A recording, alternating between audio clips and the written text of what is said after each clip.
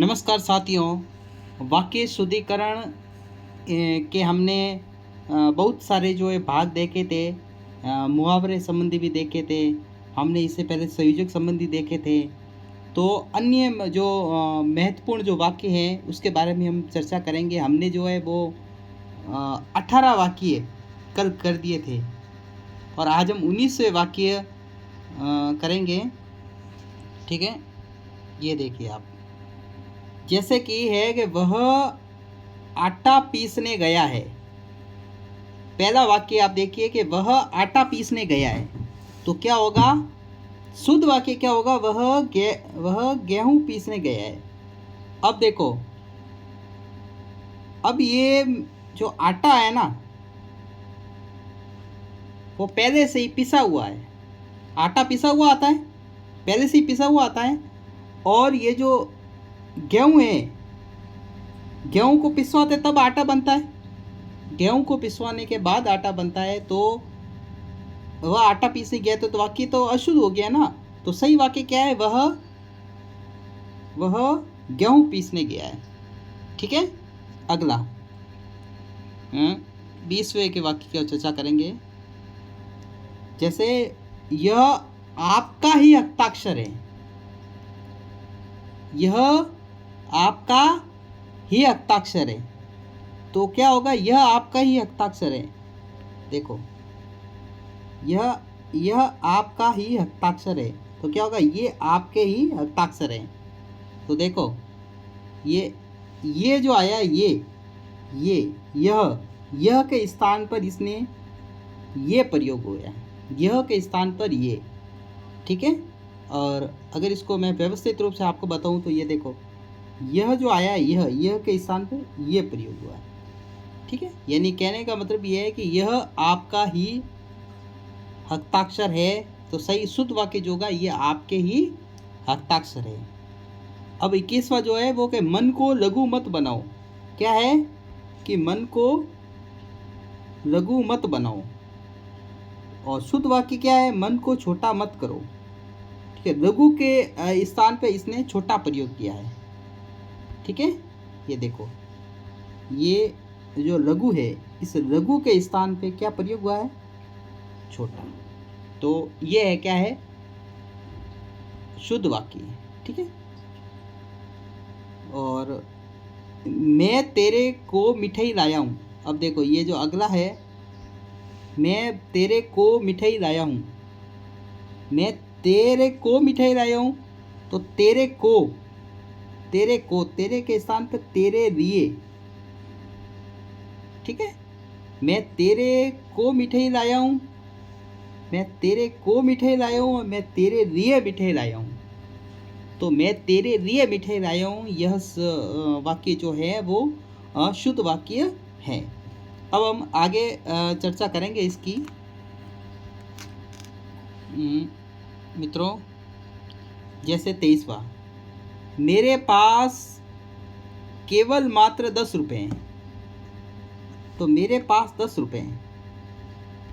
ठीक है, देखो, मेरे पास केवल, ये जो मात्र है ना, ये मात्र, ये क्या है? अतिरिक्त शब्द जुड़ गया है ना। अतिरिक्त जुड़ गया है, यानी ये अनुपयुक्त शब्द जिसे हम कहते हैं वो जुड़ गया है, जो नहीं जुड़ना चाहिए। ठीक है, आगे हम देखते हैं। जैसा गुड़ डालोगे उतना मीठा होगा। तो जितना गुड़ डालोगे उतना मीठा होगा। जैसा गुड़ डालोगे उतना मीठा होगा। ठीक है, जैसा गुड़ डालोगे उतना मीठा होगा। ठीक है, तो क्या है? जितना गुड़ डालोगे उतना मीठा होगा, यह शुद्ध वाक्य है। ठीक है, फल कल खरीदे थे वे बहुत अच्छे थे। फल कल खरीदे थे वे बहुत अच्छे थे, तो क्या होगा? जो फल खरीदे थे वे बहुत अच्छे थे। ठीक है, तो आगे देखो, ये जो है ना, ये जो भी जुड़ गया है आगे। जो फल खरीदे थे वे, ये जो है, देखो, ये जो पीछे जुड़ा हुआ है ना, ये मैं इसे समझा देता हूँ। ये देखिए, ब्लैक से समझा देता हूँ।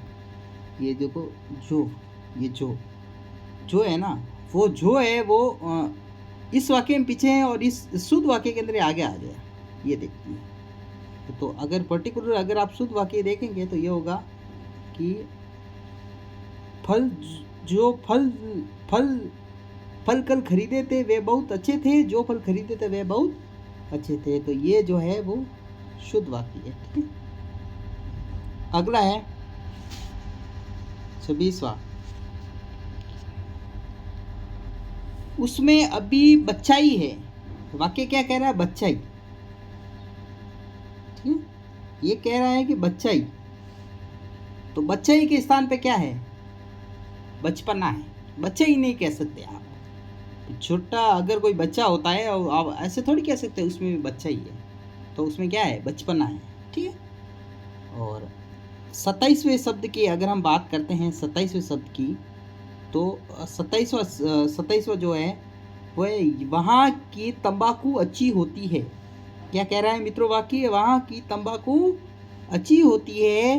तो क्या कह रहा है कि वहाँ का जो तंबाकू होता है वो अच्छा होता है। तंबाकू वैसे अच्छा नहीं होता है, पर वाक्य के हिसाब से अच्छा होता है।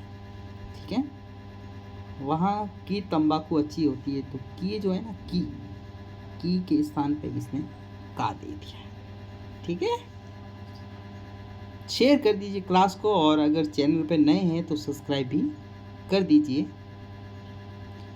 अब आगे आते हैं हम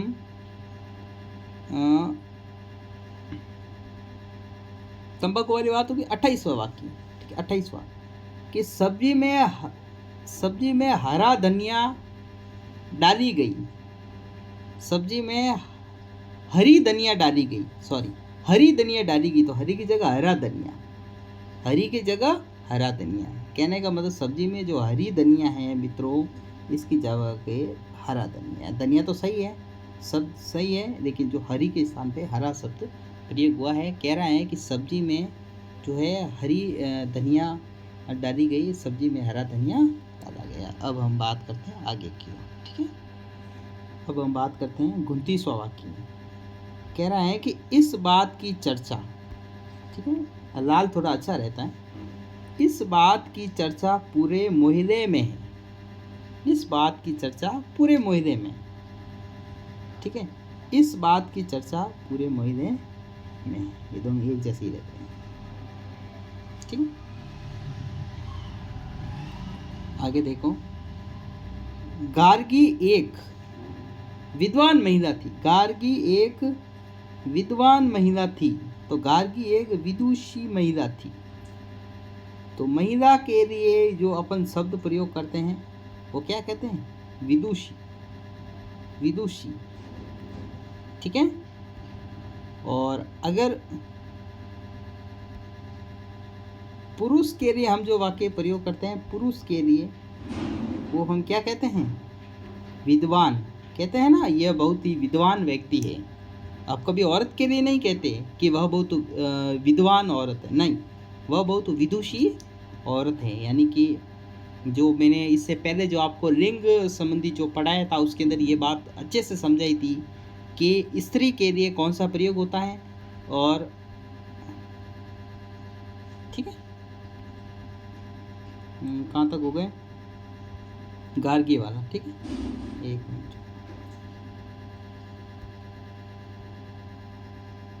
गार्गी एक। ठीक है, जानता कौन है इस बात को? क्या कह रहा है कि जानता कौन है, जानता कौन है इस बात को? तो क्या होगा? इस बात को कौन जानता है? जानता कौन है इस बात को? इस बात को कौन जानता है? ये शुद्ध वाक्य है। ठीक है, अगला है, बच्चे को प्लेट में रखकर खाना खिलाओ। बच्चे को प्लेट में रखकर खाना खिलाओ। तो बच्चे को खाना प्लेट में रखकर खिलाओ। ठीक है, अगर पढ़ाई में आलस्यता ठीक नहीं, ये आलस्यता के स्थान पर क्या है? आलस्य। पढ़ाई में आलस्य तो अच्छा नहीं है, ये आपको और हमें भी पता है। पढ़ाई में आलस्य तो रखना ही नहीं चाहिए। चोर दंड देने योग्य है, चोर दंड देने योग्य है। क्या होगा? चोर दंड देने योग्य नहीं। तो चोर होता है वो तो दंड पाता है देना, और क्या। सही वाक्य क्या है? चोर दंड पाने योग्य है। इस खबर ने मुझे विस्मय कर दिया, इस खबर ने मुझे विस्मय कर दिया। विस्मय, तो इस खबर ने मुझे विस्मित कर दिया। ये विस्मित शब्द जो है इसमें लिखा वो सही है, शुद्ध वाक्य है। ठीक है, आगे सविनय निवेदन, सविनय निवेदन है। तो सविनय विनय पूर्वक निवेदन है। देखो आप वाक्य के अंदर लिख रहे हैं कि सविनय पूर्वक निवेदन है, सविनय भी लिख रहे हैं, पूर्वक भी लिख रहे हैं, या तो फिर आप सविनय लिख दो। ठीक है, या तो फिर आप क्या लिख दो? सविनय, या तो फिर आप सविनय लिख दो, और यह आप लिख दो विनय पूर्वक। ठीक है, या फिर आप क्या लिख दो? दोनों में से एक लिख दो। ठीक है, दोनों नहीं लिख सकते।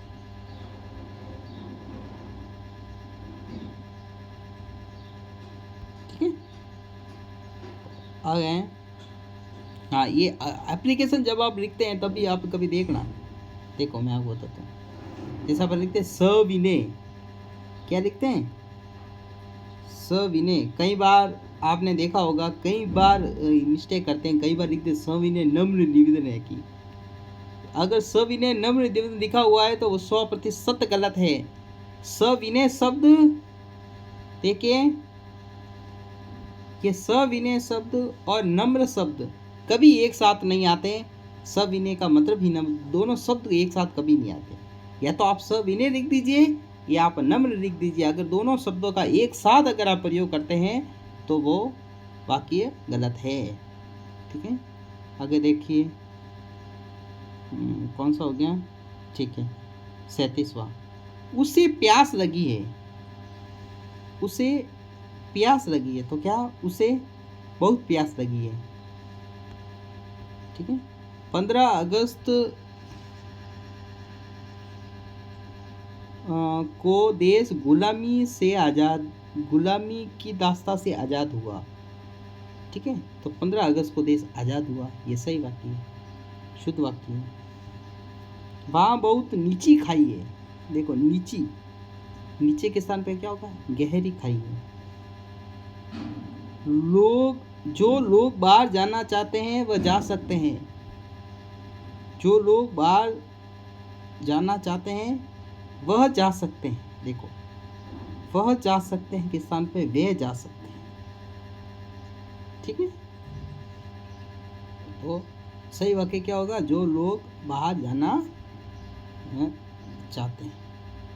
ठीक है मित्रों, अगर आपको ये प्रयास अच्छा लगा हो तो चैनल को सब्सक्राइब कर दीजिए, शेयर कर दीजिए, और अपने जितने भी दोस्त हैं उनके साथ शेयर कर दीजिए। अगर आगे की इसका जो अगला पार्ट है, यानी अन्य महत्वपूर्ण वाक्य के भी और आगे एक पार्ट और आएगा, फिर वाक्य शुद्धिकरण जो है वो अपना टॉपिक पूरा हो जाएगा। मैं चाहता था तो वाक्य शुद्धिकरण एक ही स्थान पे पूरा का पूरा दे सकता था, एक ही स्थान पे पूरी एक क्लास दे सकता था पूरे वाक्य शुद्धिकरण की, लेकिन मैंने नहीं दी, क्योंकि टुकड़ों टुकड़ों के अंदर जब किसी भी चीज़ को याद की जाती है तो निश्चित रूप से वो याद होती है। विलोम शब्द को आप एक साथ 50 विलोम शब्द आप याद नहीं कर सकते।